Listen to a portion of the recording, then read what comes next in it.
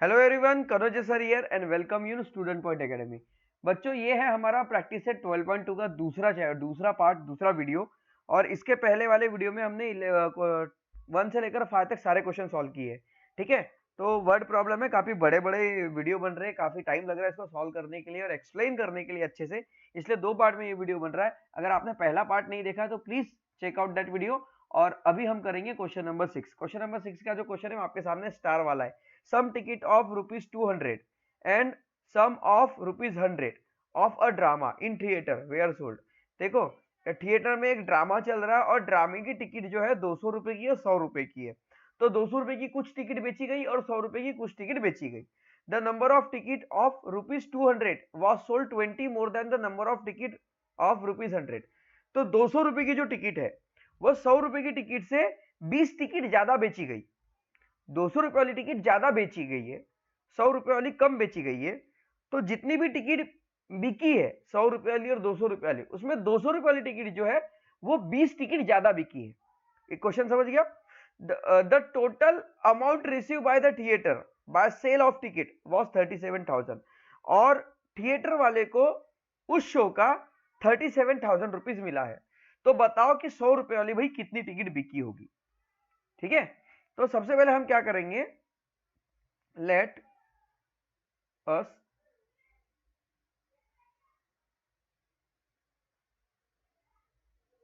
Suppose that, मान लो कि ₹100 ticket were sold be x. मान लो कि 100 रुपए वाली एक्स टिकट बिकी। अगर 100 रुपए वाली एक्स टिकट बिकी है तो 200 रुपए वाली टिकट 100 रुपए वाली टिकट से 20 ज्यादा बिकी है। तो देयरफॉर अब यहां पर क्या आएगा कि ₹200 ticket sold 20 more than ₹100 ticket. ठीक है, 200 रुपए वाली टिकट 100 रुपए वाली टिकट से 20 ज्यादा बिकी है। अब 100 रुपए वाली टिकट को अगर हमने एक्स माना तो देयरफॉर 200 रुपए वाली टिकट को हम क्या मानेंगे, नंबर ऑफ ₹200 टिकट। क्या लिखे हमने यहां पर, number of ₹200 ticket is equals to x plus 20। समझ में आया? अगर 100 रुपए वाली टिकट 100 एक्स बिकी है तो 200 वाली टिकट कितनी होंगी, x प्लस 20। इतना क्वेश्चन आपको समझ में आ गया? ठीक है, अब यहां पर कंडीशन क्या बनेगी बच्चों, देखो 100 रुपए वाली कितनी टिकट बेची गई, एक्स टिकट। तो नंबर ऑफ टिकट को रुपीज से मल्टीप्लाई करेंगे, प्लस x प्लस 20 टिकट बेची गई किसकी, 200 रुपए वाली की। तो नंबर ऑफ टिकट से रुपीज को मल्टीप्लाई करेंगे और इन सब में थिएटर वाले को मिलते हैं कितने रुपए, 37,000। समझ में आया? तो ये हो जाएगा बच्चों 100x, ये हो जाएगा 200 into x, 200x plus 200 into 20, ये हो जाएगा 4000 इज इक्वल्स टू आ गया 37,000। ओके, अब ये कितना हो जाएगा, 100 और 200 हो जाएगा 300x और ये हो गया 4000 इज इक्वल्स टू 37,000। इस इक्वेशन को मैं यहां लिख लूं फिर से, क्या है, 300x plus 4000 is equals to 37,000। इस 300x को मैं यही रख लेता हूं, 37,000 को यहीं पे रख के 4 को हम उधर शिफ्ट करते हैं तो ये माइनस में चला जाएगा 4000। 37,000 में से 4000 गया, बचा 33,000 और यहां पे गया 300x। ठीक है, अब इस x को हम यही रखेंगे, 33,000 अपॉन इस 300 को डिवाइड में भेज देंगे क्योंकि x और 33 क्या है, किस में है, डिवाइड में। दो जीरो से दो जीरो कैंसल, बचा कितना 330। तो x इज इक्वल्स टू कितना है 330 अपॉन 3। 3 से 330 को कटेगा 110 time, therefore x is equals to 110। हमें क्या पूछा था, x की वैल्यू पूछी थी, क्योंकि x हमने क्या किया था 100 रुपीज टिकट लिखा था। क्वेश्चन क्या पूछा, find the number of 100 rupees ticket. तो लिखेंगे 110 is the number of sold 100 rupees ticket. बस इस तरह से बच्चों इसे करना था। आई होप दैट क्वेश्चन आपको समझ में आ गया, सॉल्यूशन आपको समझ में आ गया होगा। ठीक है, इसका स्क्रीनशॉट कीजिए, फिर हम करते हैं बच्चों next question. Now students, question number 7, of the 3 consecutive natural number. भाई 3 कॉन्जिक्यूटिव नेचुरल नंबर है। कॉन्जिक्यूटिव नेचुरल नंबर मतलब लगातार वाले नंबर, इसके पहले भी हमने इस तरह के क्वेश्चन किए हैं। ठीक है, of these 3 consecutive natural number, 5 times the smallest number is 9 more than 4 times the greatest number। ठीक है, क्वेश्चन समझो। 3 लगातार वाले नंबर है, अगर 3 लगातार वाले नंबर में से सबसे छोटे वाले नंबर को, ठीक है, मान लो 3 लगातार वाले नंबर है a, b और c, सबसे छोटा नंबर है a। अगर सबसे छोटे नंबर को 5 गुना कर दिया जाए, ठीक है, 5 टाइम द स्मॉलेस्ट नंबर, अगर छोटे वाले नंबर का 5 गुना कर दिया जाए तो छोटा वाला नंबर क्या होगा, बड़े नंबर का smallest number is 9 more than 4 time the greatest number. 5 time the smallest number is 9 more than 4 time the greatest number. अगर छोटे वाले नंबर को, इस छोटे वाले नंबर को 5 गुना बढ़ा दिया जाए तो ये छोटा वाला नंबर इतना ज्यादा बढ़ जाएगा कि बड़े वाले नंबर से, बड़े वाले नंबर के 4 गुना से 9 ज्यादा हो जाएगा। 5 time the smallest number is 9 more than 4 time, 4 into c, 4 time मतलब multiply, 4 time the greatest number. ये हमारी कंडीशन है। तो बोलता है कि वो नंबर कौन सा है, फाइंड आउट करो। क्वेश्चन समझ में आ गया? ठीक है, चलिए अब करते हैं इसको सॉल्व। तो लिखेंगे सॉल्यूशन।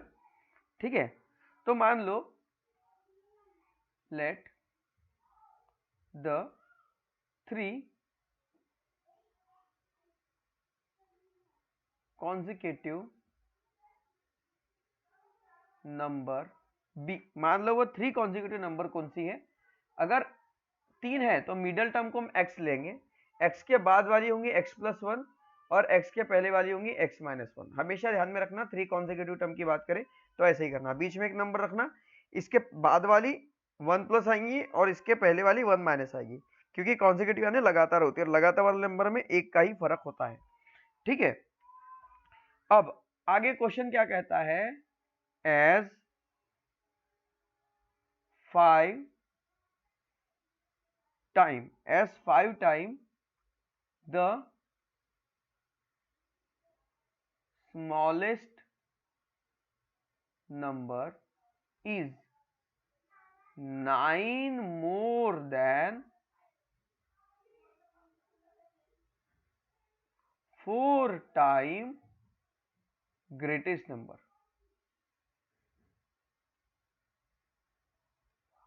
ठीक है, तो भाई देखो स्मॉलेस्ट नंबर क्या है बच्चों, देयरफॉर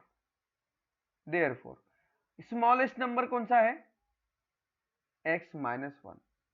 इस x-1 का क्या करना है, 5 टाइम, मतलब 5 से मल्टीप्लाई। ये हो गया, ये इसकी कंडीशन हो गई।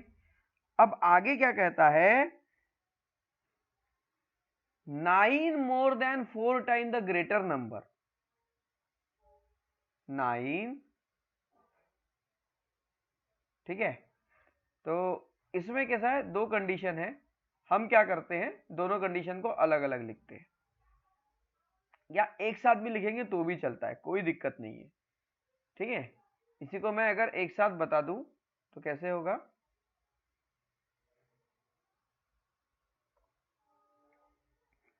देखिए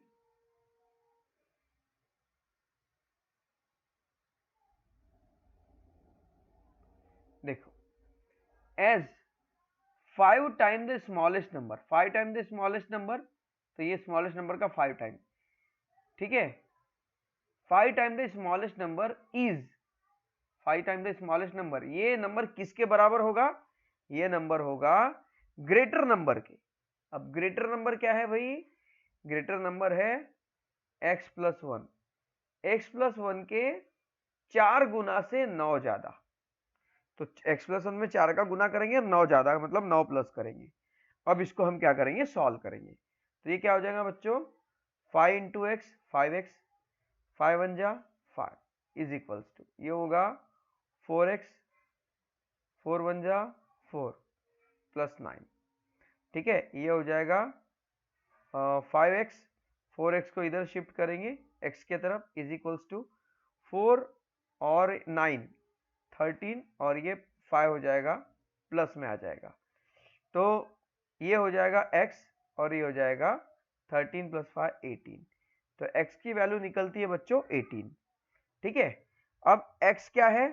18 है, ठीक है।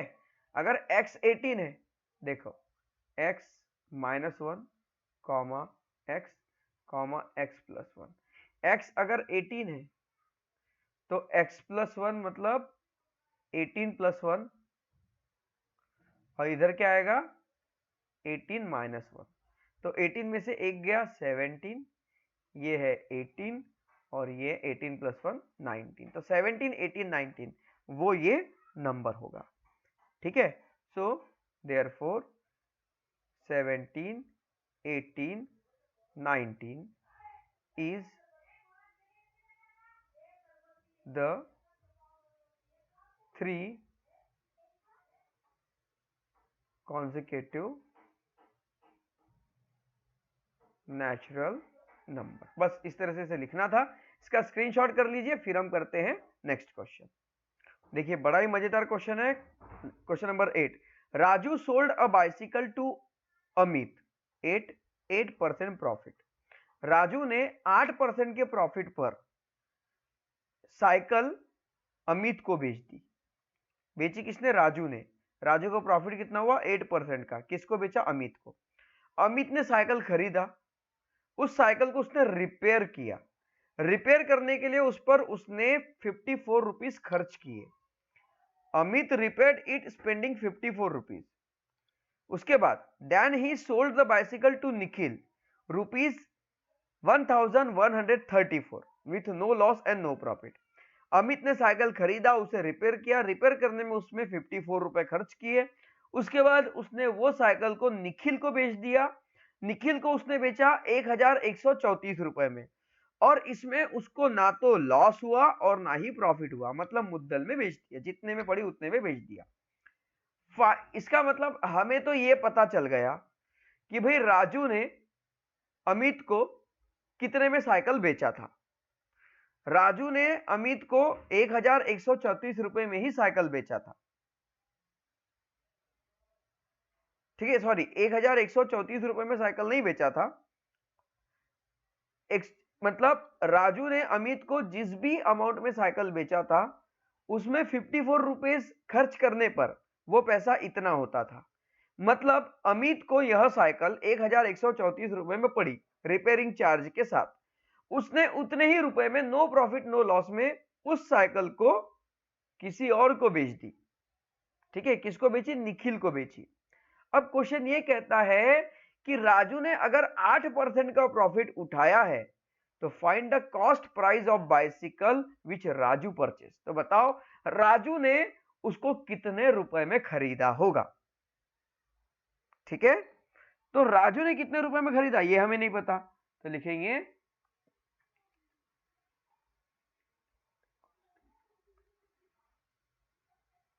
Late cost price of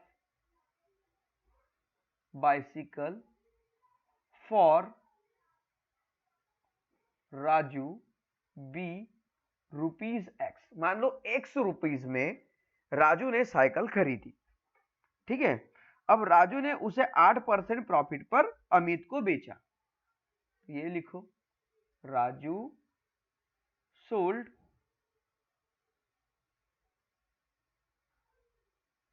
it to Amit, Raju ने उस साइकिल को अमित को बेच दिया, ठीक है, एट 8%, कितने परसेंट प्रॉफिट में, 8% प्रॉफिट में बेचा। अब सेलिंग प्राइस जो बाइसिकल की हुई वो कितनी हुई, तो भाई यहां पर देखो, सेलिंग प्राइस कुछ तो हुई होंगी ना 8% के प्रॉफिट के साथ, तो सेलिंग प्राइस हुई एक्स, मतलब खरीदी हुई कीमत, प्लस 8% का प्रॉफिट, ठीक है।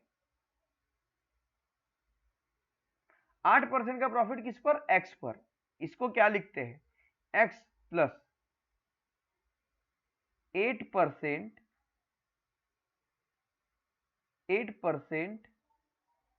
Of x, x plus 8% of x, ठीक है। और इसको निकालने के लिए 100 से डिवाइड करना पड़ता है, तब इसका मतलब 8% निकलेगा। तो ये हो जाएगा x प्लस 8x अपॉन 100, ये हुआ, ठीक है। अब इसे जब हम आगे सॉल्व करेंगे तो क्या होगा, देखो 100 इंटू एक्स कुछ नहीं है, मतलब 1 मानो, 100 इंटू एक्स कितना हुआ, 100x, 1 इंटू 8x, 8x, ठीक है, पबजी वाला 8x नहीं है ये, 100 बन जा 100। तो ये क्या हुआ बच्चों, सेलिंग प्राइस, सेलिंग प्राइस को मैं एसपी लिखूं, तो ये हो जाएगा 100x प्लस 8x, मतलब 108x अपॉन में आएगा 100, ये हो गई सेलिंग प्राइस, ठीक है। अब हमें x की वैल्यू फाइंड आउट करनी है। अब selling price for Amit, Amit के लिए सेलिंग प्राइस क्या थी, अमित ने उसे बेचा ना, अमित ने खरीदा और बेचा, तो लिखेंगे selling price for Amit, Amit के लिए सेलिंग प्राइस थी 1134, ये अमित के लिए सेलिंग प्राइस थी। और इसके लिए अमित ने क्या किया था, इसमें खर्चा भी किया था, as Amit spent 54 for repair,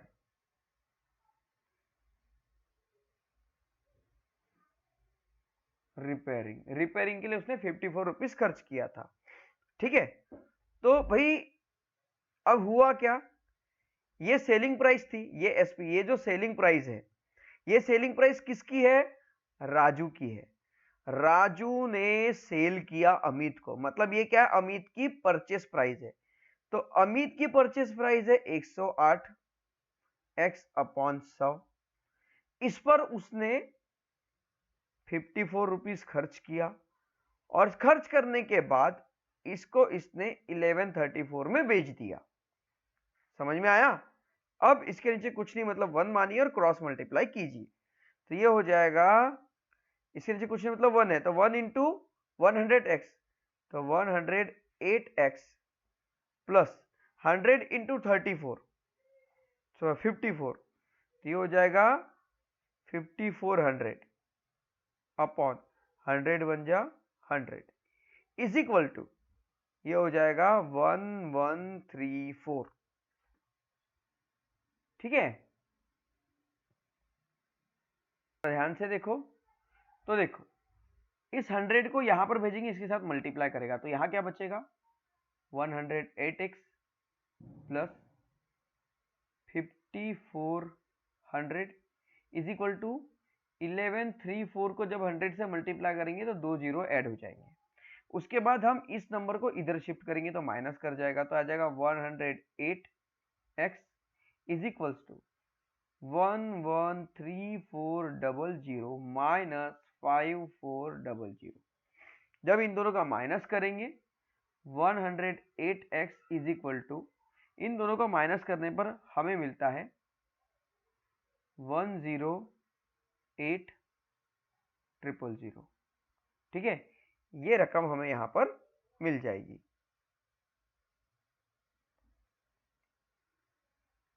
okay, 000। ठीक है, अब आगे देखो 108x इज इक्वल्स टू 108,000, ये वैल्यू हमारे पास है, तो x इज इक्वल्स टू 108,000 में से 108 से डिवाइड करेंगे तो इससे ये कटेगा 1 टाइम और x इज इक्वल्स टू आएगा 1000। इसका मतलब कि राजू ने उस साइकिल को खरीदा था 1000 रुपए में और 8% के प्रॉफिट पर बेच दिया, मतलब 80 रुपए के प्रॉफिट में उसको बेच दिया। कितने में बेचा होगा, ये तो हमारा फाइनल आंसर है। पर आगे अगर हम देखें तो उसने क्या किया, 8% के प्रॉफिट पर बेचा, मतलब 1080 रुपए में उसने उस साइकिल को बेच दिया। किसको बेचा, अमित को। और अमित ने उस पर कितने रुपए खर्च किया, 54 रुपीज। करो प्लस 4, 8 और 5 13 के 3, कैरी 1 1 और ये है 1134, ये देखा है। इतने में ही अमित ने निखिल को बेच दिया। समझ में आया। तो बस इस तरह से इस क्वेश्चन को सॉल्व करना था। इसका स्क्रीनशॉट कर लीजिए, फिर हम करते हैं नेक्स्ट क्वेश्चन। चलो अब देखो 9th क्वेश्चन, बढ़िया, ये सिंपल सा क्वेश्चन है। अ क्रिकेट प्लेयर है, ठीक है, और क्रिकेट प्लेयर स्कोर करता है 180 रन फर्स्ट मैच में, 257 रन सेकेंड मैच में। Find the number of run should score in the third match so that the average run in the third match in the 3 match is 230। देखो पहले match में 180 run, दूसरे match में 257 run. अब वो तीसरे match में कितने रन निकाले ताकि तीनों मैच का एवरेज 230 हो जाए। ठीक है, तो एवरेज 230 हो जाए, पर थर्ड मैच में कितने निकालेगा वो हमें नहीं पता। तो हम क्या करेंगे, let the score in third match, okay, let the score in third match be x. मान लो तीसरे मैच में एक्स स्कोर हुआ है, तो एवरेज का फॉर्मूला क्या है, ओके, एवरेज का फॉर्मूला है sum of score upon number of score. भाई स्कोर का सम क्या है, स्कोर का सम है 180 प्लस 257 प्लस एक्स, और कितने स्कोर है, 1 2 3, 3 स्कोर है, मतलब नंबर ऑफ मैच, 3 मैच है। ठीक है, तो ये आ गया 0 प्लस 7 7, 5 प्लस 8 3, कैरी 1, ये आ गया 437 प्लस एक्स अपॉन 3। एवरेज कितना है 230, तो यहाँ पे हम 230 भी लिखेंगे क्योंकि एवरेज 230 निकला है ना, तो आ गया 230। ठीक है, इसी को मैं सीधा करके लिख सकता हूँ कैसे, 437 plus x upon 3 is equals to 230, ऐसा करके लिख सकते हैं। इस 3 को इधर भेजेंगे तो इसके साथ मल्टीप्लाई करेगा, तो 437 plus x is equal to 3 2 जा 6, 3 3 जा 9, 3 0 जा 0, ये हो गया इसका मल्टीप्लाई। एक्स को हम यही रखेंगे, 690 भी अपनी जगह पर है, बस ये 437 उधर जाएगा तो माइनस करेगा 437। इसको माइनस करेंगे, 0 में से 7 जाएगा नहीं, बोरो लेंगे, 10 में से 7 गया 3, फिर यहाँ 8 बचेगा, 8 में से 3 गया 5 और 6 में से 4 गया 2, तो x की वैल्यू बची 253। मतलब तीसरे मैच में उसे 253 रन बनाने होंगे इसका इतना एवरेज निकालने के लिए। सो आंसर में लिखेंगे क्वेश्चन क्या पूछता है देखो, find the number of run should score in third match. तो लिखेंगे answer 253 runs he should score in third match. तीसरे मैच में उसे इतना स्कोर बनाना पड़ेगा so that the average will be, so that the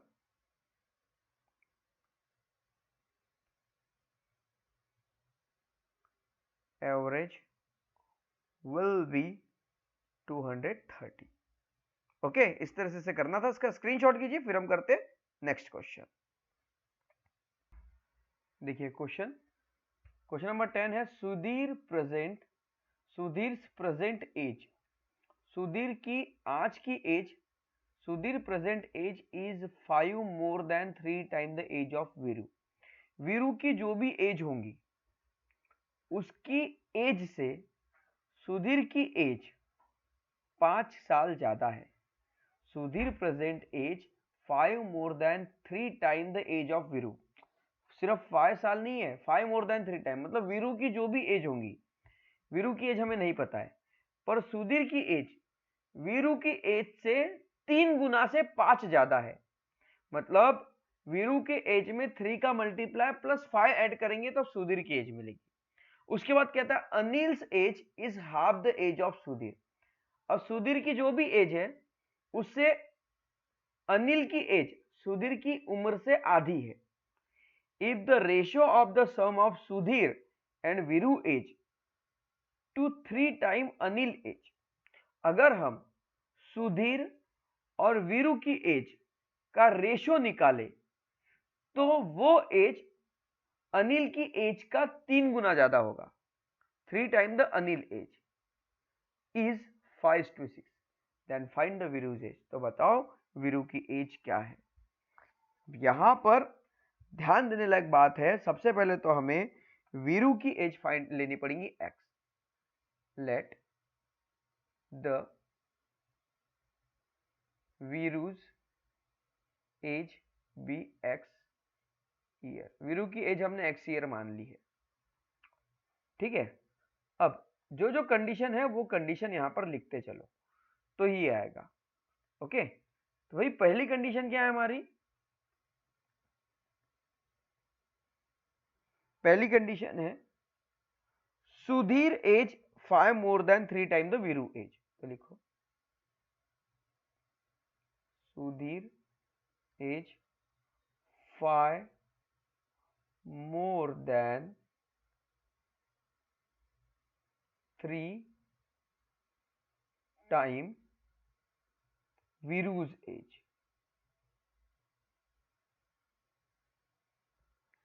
ठीक है, 5 more than 3 time the Veeru age. Therefore इसका मतलब क्या हो जाएगा भाई, वीरू की एज क्या है x, x का 3 गुना ज्यादा, 3 टाइम मतलब 3 गुना ज्यादा, plus 5 is equals to 3x plus 5। ये किसकी एज हो गई, ये हो गई सुधीर की एज। उसके बाद सेकेंड कंडीशन क्या है, Anil age is half the Sudhir age. अब ये सुधीर की एज है और अनिल की एज सुधीर की एज से हाफ है, लिखेंगे Anil age is half of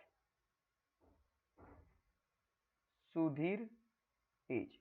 इसी का मतलब सुधीर की एज क्या, अनिल की एज क्या हो जाएगी, therefore Anil is equal to 3x plus 5, इसका आधा मतलब 2 से डिवाइड, ये हो गई अनिल की एज। ठीक है, ये हो गई अनिल की, ये हो गई सुधीर की एज। ध्यान में रखो, ये हो गई सुधीर की एज, अंडरलाइन कर ले, ये हो गई अनिल की एज। ठीक है, तीसरी कंडीशन क्या है, तीसरी कंडीशन है ratio of the sum of the Sudhir and Veeru's age 3 time the Anil's age. ठीक है, ratio of Sudhir and Veeru's age. तो लिखेंगे पूरी लाइन लिखो, ये ratio of Sudhir and Veeru's age, Sudhir और वीरू के एज का ratio to 3 time Anil's age is 5:6। तो अब देखो यहां पर क्या कंडीशन बनेगी, इसकी कंडीशन में यहां लिख रहा हूं क्योंकि कंडीशन थोड़ी बड़ी है, या यहां पर भी लिख सकते, कोई दिक्कत नहीं, आ तो जाना चाहिए। ठीक है,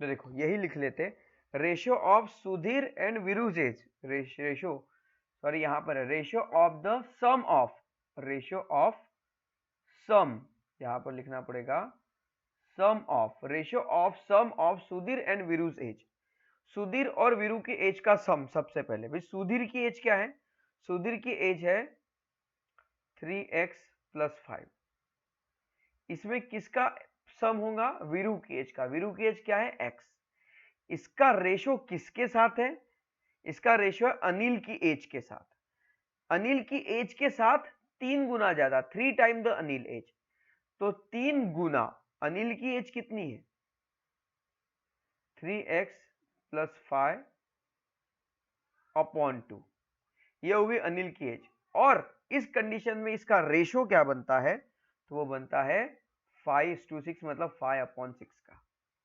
इस तरह का ये क्वेश्चन है बच्चों, अब इसे सॉल्व करना है। ठीक है, तो चलो इसे सॉल्व करते हैं।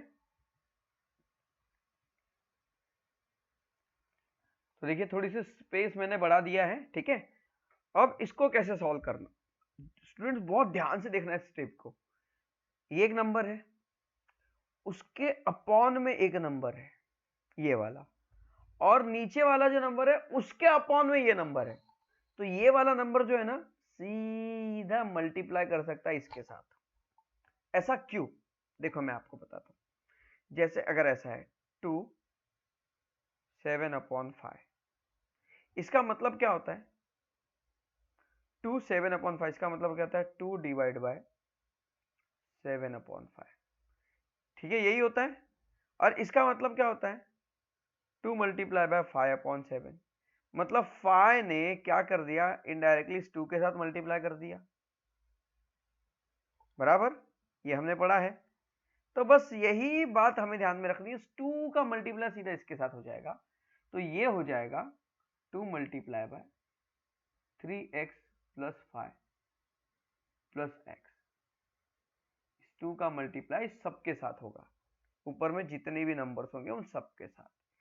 3 का मल्टीप्लाई अंदर में हो जाएगा, 3 3 जा 9x, 3 5 जा 15 इज इक्वल्स टू, ये हो जाएगा 5/6।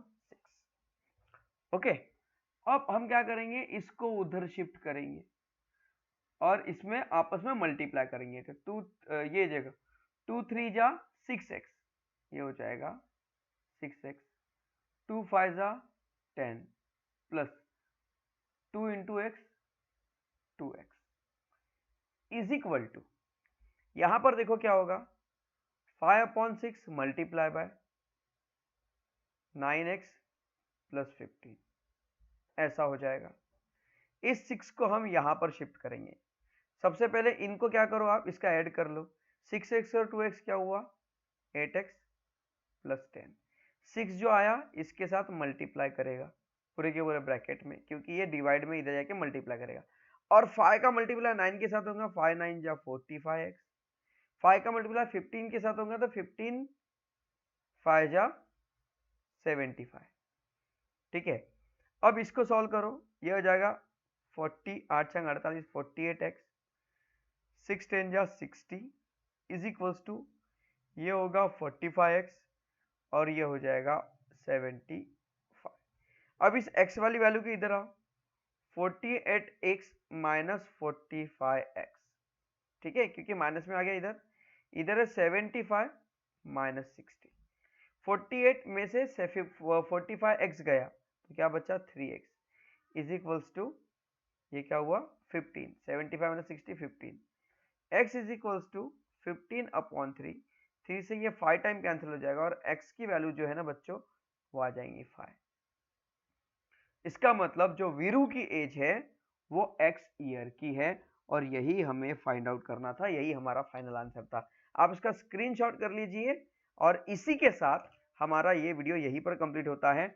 हमारा जो प्रैक्टिस सेट जो है वो 12.2 यहीं पर कंप्लीट होता है। आई होप दैट ये वीडियो आपको जरूर अच्छा लगा होगा और इस वीडियो में पढ़ाई गई सारी इंफॉर्मेशन आपको अच्छी लगी होंगी और इसी वीडियो के साथ हमारा चैप्टर नंबर 12 यहीं पर एंड होता है। तो अगर आपको मेरे वीडियोस अच्छे लग रहे हैं, मेरा एक्सप्लेनेशन अच्छा लग रहा है तो वीडियो को लाइक जरूर करो, चैनल को सब्सक्राइब करो और अभी सबके सभी सभी मतलब अपने सभी फ्रेंड्स के साथ इसे शेयर जरूर करो। मिलते हैं नेक्स्ट वीडियो में, बाय बाय।